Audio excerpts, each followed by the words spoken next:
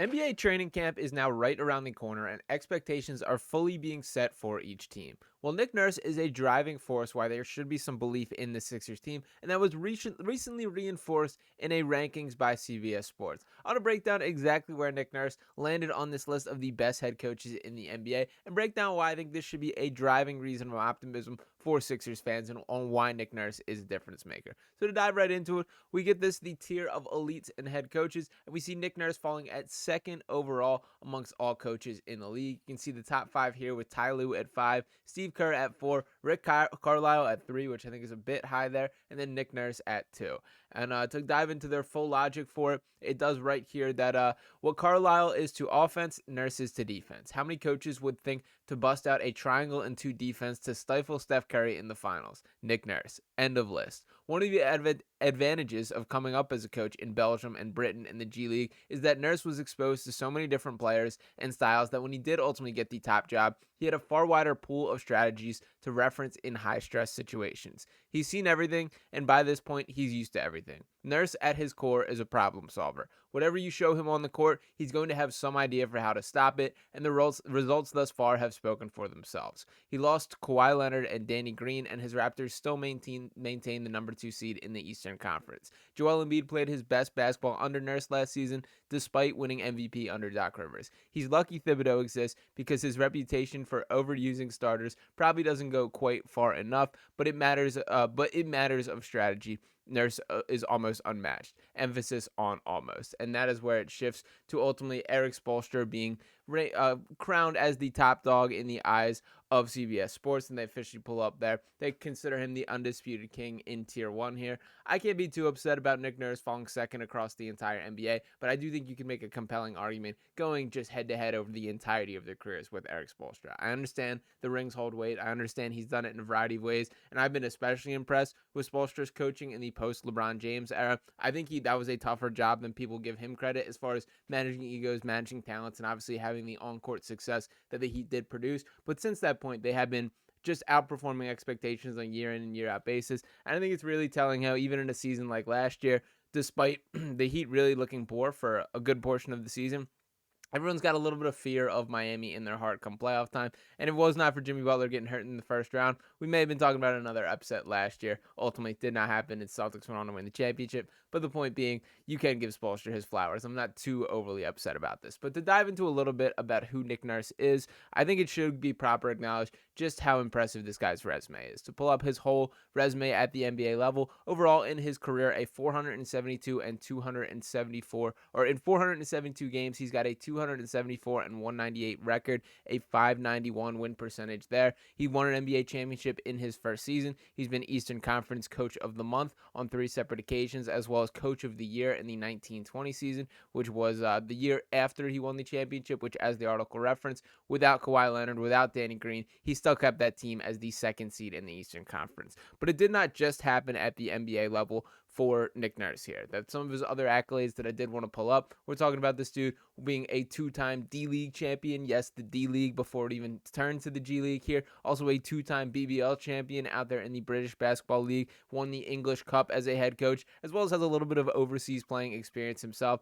The point being that this dude has been around the block far more than your average NBA coach, and I do think that there is some weight and importance in taking that pathway. That this is not like a JJ Redick, who is a guy who obviously had a successful playing career, went briefly into the media space, and then now has an opportunity to head coach. This is a guy in Nick Nurse that truly had to earn his stripes and work his way up in every single level. And some of the problem solving that he's kind of been, dealt with in past situations, which the article referenced, there's real situations where you show up to a G League game and it's like, hey, your top 3 players just got called up to the main squad. You got to figure something out, figure out a way to compete. When you're playing on some of those overseas teams where things are, not as clean cut or structured as the NBA, there are situations where just a guy's not going to be there, or this guy's hurt, you're missing this, whatever the case may be. It's on Nick Nurse to find the answer to that, and he's done an incredibly high level job of that throughout the duration of his career. Now, obviously, this only matters for getting a team over the hump. Now, Nurse has obviously proven that on a variety of levels, including the NBA with that Toronto Raptors team.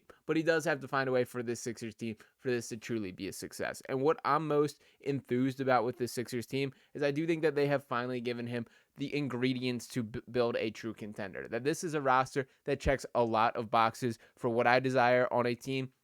what I think is incredibly important about this, as it pertains to Nick Nurse here, is this not a team in which you have a clear cut. This is your best five on the floor in every single situation.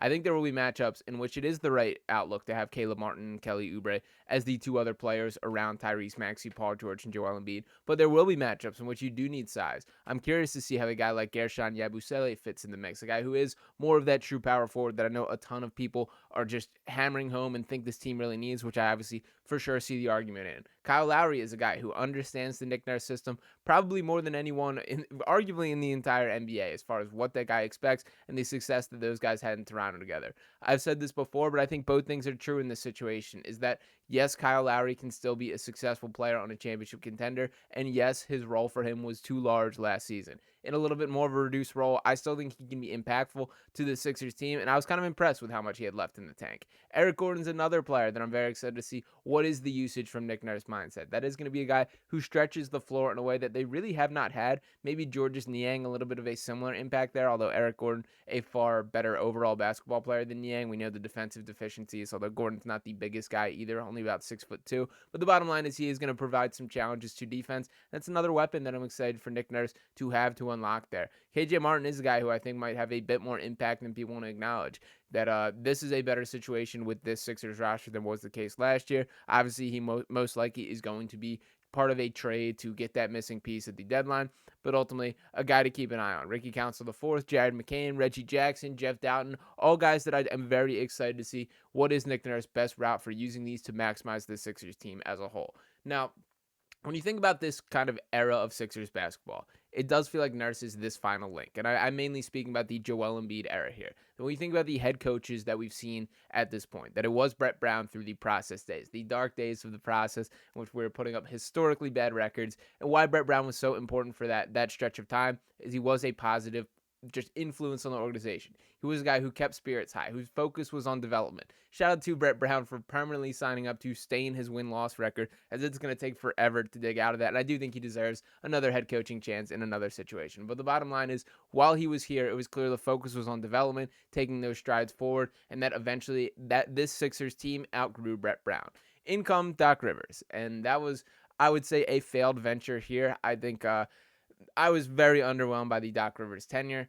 But what I do think the positive takeaways was he challenged Joel Embiid in a way that he had not been challenged before. That, whatever you want to say about Doc Rivers, we did see Joel Embiid play the best basketball of his career. Now, some of that I think is kind of an insult to Doc Rivers, that too much of the offense became Joel, go figure it out. Let's give you the ball in the post and make something happen. Now, to Joel's credit, he did make it happen. So I guess my takeaway from those years is that you did push Joel Embiid to another stratosphere here. Now, I want to be really defensive of Doc Rivers, I'm probably not pointing to him as the number one reason for them not making it past the second round, that he did live through the Ben Simmons situation, that he did live through the James Harden holdout. There was a lot going on within the organization outside of just Rivers, but I don't think he was a guy who was able to lift the floor or ceiling of the Sixers team in the way that he's certainly marketed as, or the expectation was when coming to the team.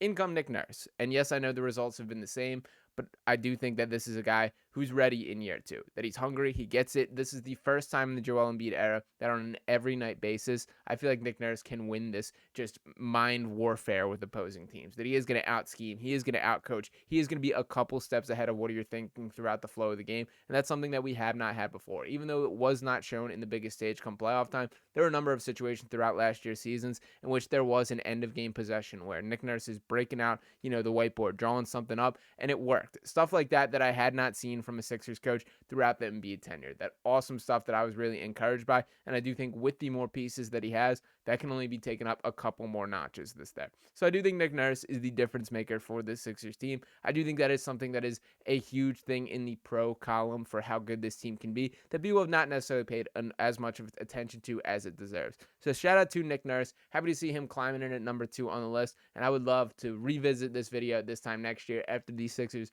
go on and win a championship led by Nick Nurse and make that argument for him being the number 1 guy. So shout out to CBS Sports for acknowledging, I guess, what Nurse has done to this point. Can't complain too much about going number 2 there. Shout out to you guys for tuning into this video here. Make sure you are smashing that subscribe button and dropping a like if you have not already. The countdown to Sixers basketball is getting closer and closer. Want as many people part of the Sixers Digest family as possible. So come along for the ride, hit that subscribe button, and I'll be talking to you next time. Peace.